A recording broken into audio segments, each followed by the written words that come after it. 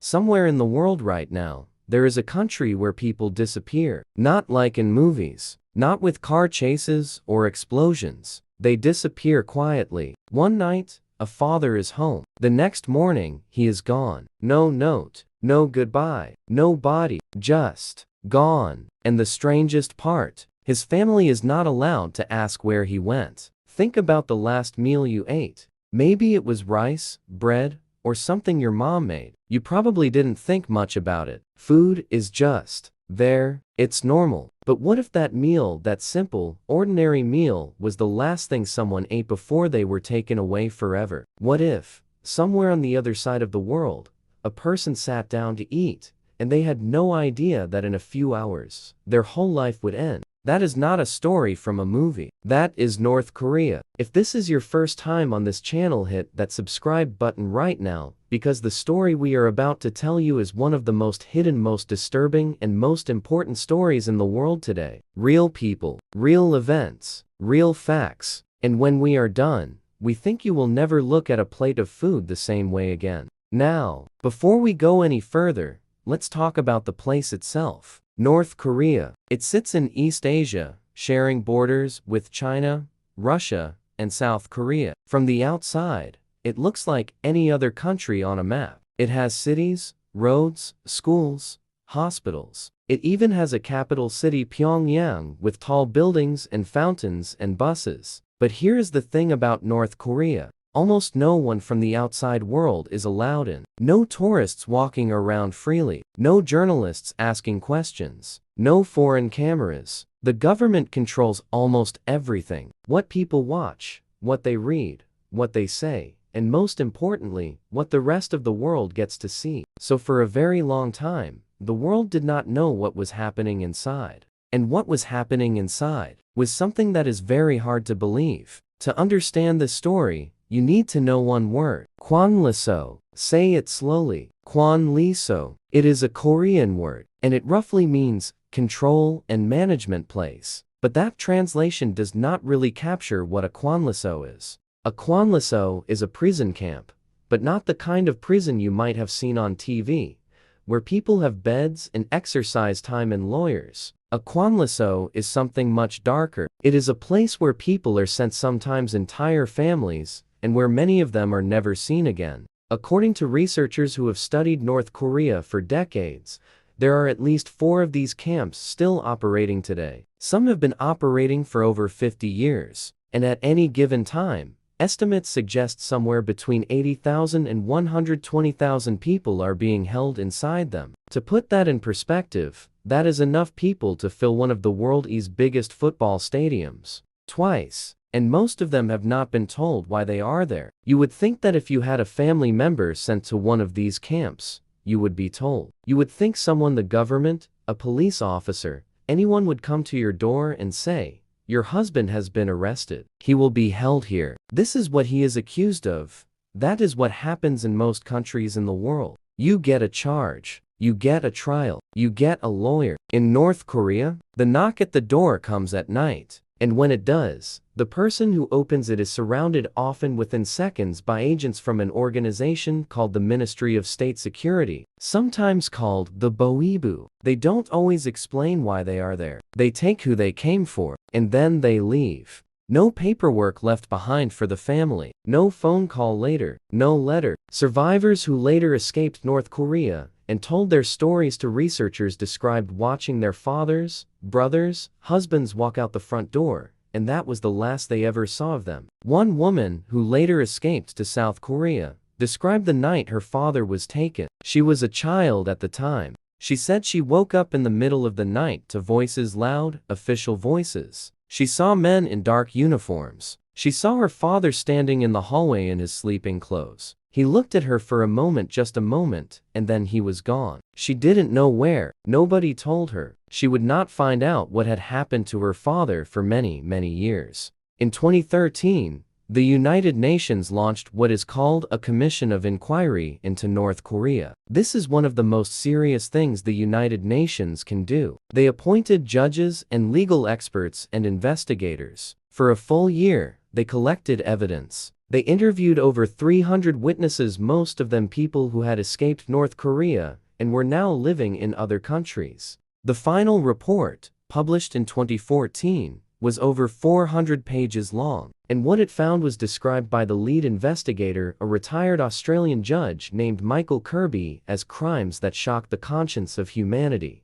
Those were his exact words, and he had seen a lot in his career. So what exactly were people being arrested for? Some people were sent to the camps for what you might expect if you were living in a very strict country. Criticizing the government, for instance. Trying to leave the country without permission. Listening to foreign radio. Others were sent for things that seem almost impossible to believe. One man was sent because he accidentally damaged a portrait of the country's leader. In North Korea, portraits of the Kim family, the family that has ruled the country since 1948, are treated almost like sacred objects. Every home is required to have them. They must be kept clean and undamaged. If a portrait is torn or stained, even by accident, it can be treated as a political crime. Another person was sent because a family member had tried to escape the country. A family member they might not have even known was planning to leave. This brings us to another rule in North Korea's system. A rule that, when you first hear it,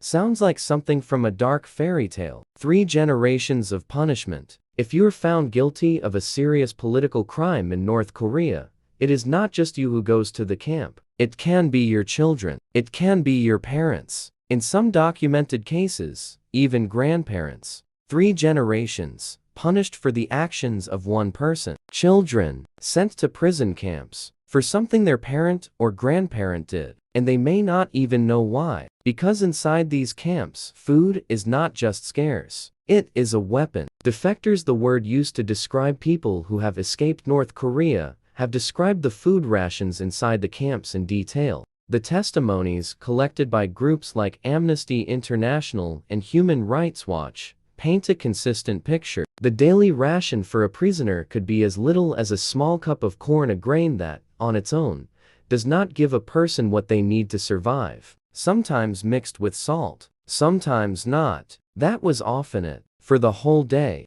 People described being so hungry that they would eat grass from the ground, bark from trees, rats that they managed to catch, insects, anything to fill the emptiness. Many prisoners did not survive this hunger. The camps had high death rates, and starvation was one of the leading causes. So when we talk about the last meal before disappearance, for many of the people inside North Korea's system, the concept of a last meal is almost impossible to separate from the concept of starvation. Because in many cases, there was no special last meal. There was no moment where someone sat down to one final plate of food before the end. There was just less food, and then less again, until there was nothing. But for another group, the one selected for execution, the story is different. And this is the part that, perhaps more than anything else in this documentary, will stay with you. Before we go any further, if this documentary is opening your eyes to something you had no idea was happening in the world, drop a comment below. Just say, I had no idea. We read every single one. And if you haven't subscribed yet, this is the moment. Hit that button, because what comes next is something you need to hear. Inside the camps, there were people who were not just serving a sentence. They were waiting, without knowing it, for something final. Former guards who later escaped North Korea and spoke to investigators have described how executions inside the camps were handled. Not the public ones. Those happened elsewhere, in open fields, where local citizens were sometimes forced to watch. We will get to those. These were the quiet ones. The ones that happened inside the walls of the camp, away from any outside eyes, with no announcement and no ceremony. A prisoner would be selected. The decision was made by officials, not a judge, not a jury. Officials. The prisoner was not told. They ate, they worked, they slept, and then, at some point, they were taken. One former guard, who gave testimony to investigators after escaping, described how prisoners marked for execution were sometimes separated from the others under a different reason entirely, a fake reason. They might be told they were being moved to a different camp, or being released. Survivors of the camps who witnessed these moments said the prisoners being taken away sometimes looked almost hopeful. You might think, given everything we have described, that the families of executed prisoners were at least informed afterward, that someone would come and say, "Your husband is gone. He died. We are sorry. Here are his belongings." In North Korea, that almost never happened. The families were not told. The body was not returned. There was no grave to visit. The person was just gone, and the silence that followed was its own kind of sentence. Researchers and investigators have given a name to this. They call it enforced disappearance. It is recognized under international law as a serious human rights violation, and North Korea has used it systematically, deliberately, for decades. The United Nations report described it clearly. Families were left with no information, no death certificates, no remains, and no way to grieve properly because they were not even sure whether the person they lost was alive or dead. There is a word for the specific grief that comes from not knowing whether someone you love is dead or alive. Ambiguous loss. It is considered one of the hardest kinds of grief a person can experience. Because there is no ending. There is no moment where you can say, "He is gone. I accept it. I move forward." The not knowing keeps the wound open, sometimes forever. Imagine that being done to you not by accident, not by tragedy, but deliberately, by a government as policy. The camps are still there. Satellite images taken in recent years confirm it. The buildings, the fences, the guard towers, and somewhere inside them, there are people sitting down to their tiny portion of corn, not knowing that the rest of the world now knows they exist. Not knowing that, slowly, people are fighting for them. But to understand what those people are going through fully, completely, we need to go deeper. We need to follow the story from the moment of arrest, through the camp walls, all the way to the questions that haunt the families left behind. We need to talk about the executions themselves, about how they happened, about who gave the orders, about whether anyone, anywhere, will ever be held responsible. And we need to talk about a specific detail, small, quiet, almost ordinary, that has haunted the testimony of nearly every survivor who managed to escape. There is a field in North Korea. It looks, from a distance, like any other field. Flat ground, dry earth, maybe some trees nearby. Nothing about it would make you stop and look twice. But if you knew what had happened in that field, what had been done there, quietly, without announcement, without record, you would never be able to look at it the same way again. Fields like this one exist all across North Korea, and for a long time,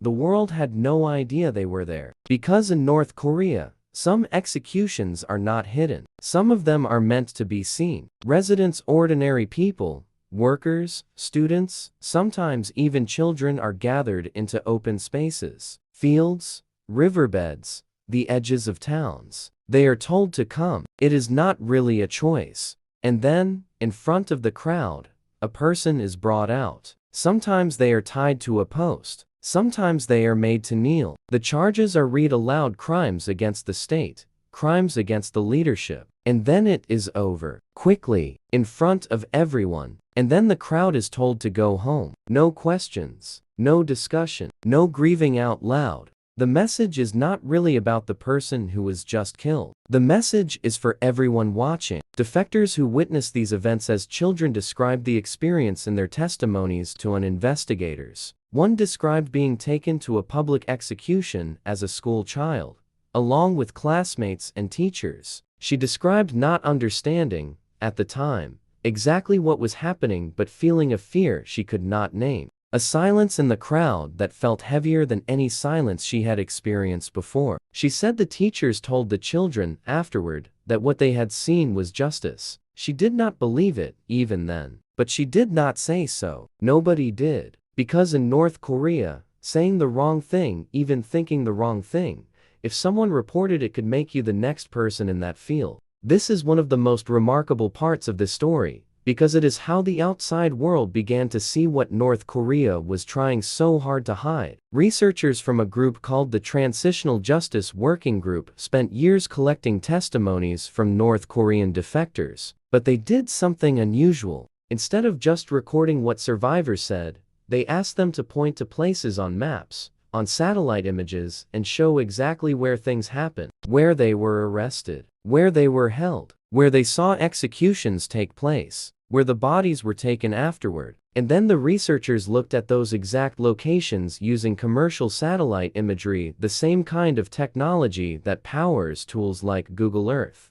318 sites. And those are only the ones they were able to confirm. But here is the question that kept investigators up at night. If executions were happening in fields, in camps, across the country, where were the bodies going? In most countries, even in the worst historical atrocities, there are eventually graves, mass graves, marked or unmarked, but graves, places where the earth holds evidence of what happened. In North Korea, survivors described something different. Former guards and prisoners who later escaped described bodies being buried quickly, in unmarked locations, often by other prisoners who were then themselves forbidden from speaking about what they had done. Some described bodies being buried within the camp perimeter itself, in places that would look, from above, like any other patch of ground. One former official, who gave a detailed testimony after defecting to South Korea, described a process that was almost bureaucratic in its coldness. Bodies were assigned to pre-dug holes. The holes were filled. No marker was placed. No record was kept in any document a family could ever access. The person simply became part of the ground. And above that ground,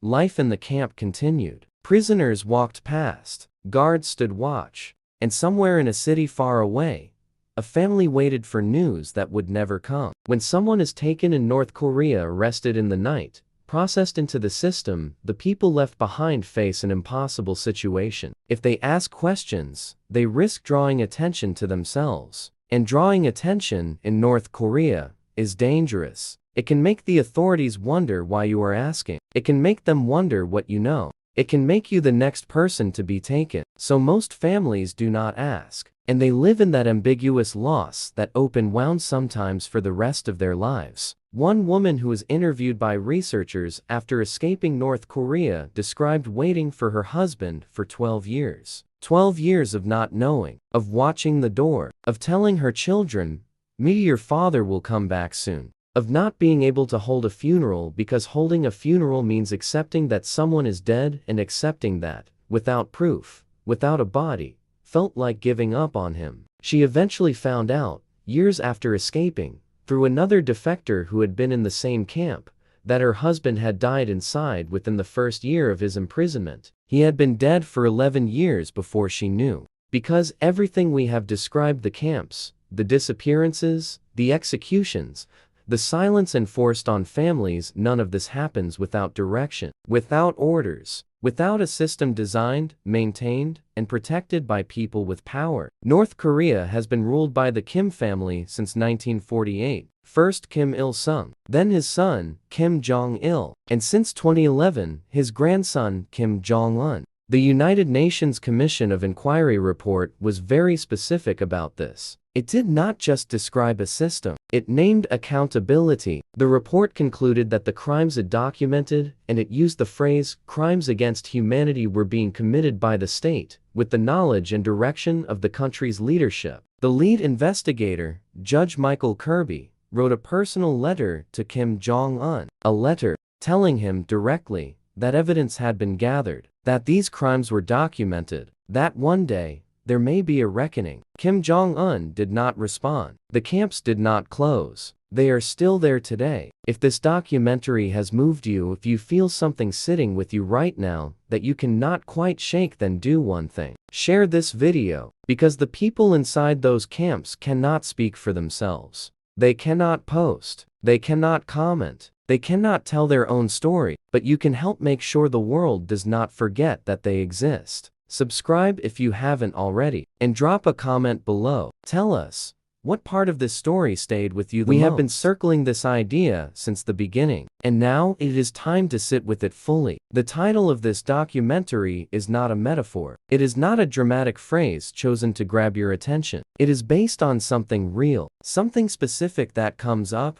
again and again, in the testimonies of survivors. Inside the camps, food was so scarce, so controlled, that it became one of the few things prisoners thought about constantly. Former prisoners, people who later built new lives in South Korea, the United States, the United Kingdom, have described lying awake at night, not thinking about freedom, not thinking about their families, thinking about food. One man described dreaming every night for years about a bowl of plain white rice. Just rice, nothing on it, the most ordinary thing in the world. He said that when he finally escaped and ate a real meal, he cried.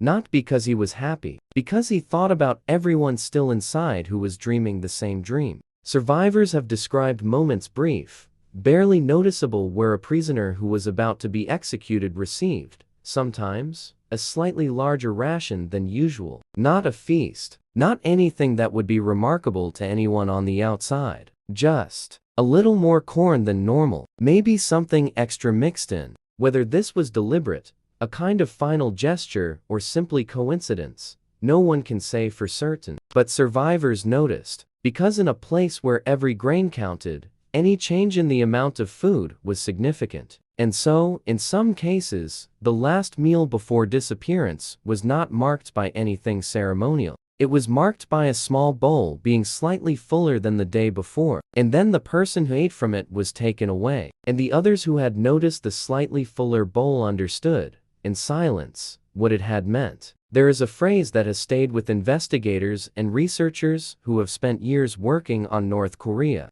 It comes from a survivor, a man who spent years inside one of the camps before managing to escape. When researchers asked him what he wanted the world to know, he did not talk about the cold, or the beatings, or the hunger, though he experienced all of those things. He said, "I want people to know that we existed, that we were real, that we had names." He said that the worst part, worse than the hunger, worse than the fear, was the feeling that the world did not know he was there, that he could disappear from the earth, and no one outside those walls would ever know his name. That is what the hidden death system of North Korea ultimately is. It is not just a system of punishment. It is a system of erasure. The person is taken. The family is silenced. The body disappears. The records, if they exist at all, are locked away. And the world moves on, not knowing that a human being with a name, with a history, with people who love them, has been removed from it without a trace. But here is the thing about erasure. It is never quite complete, because some people got out,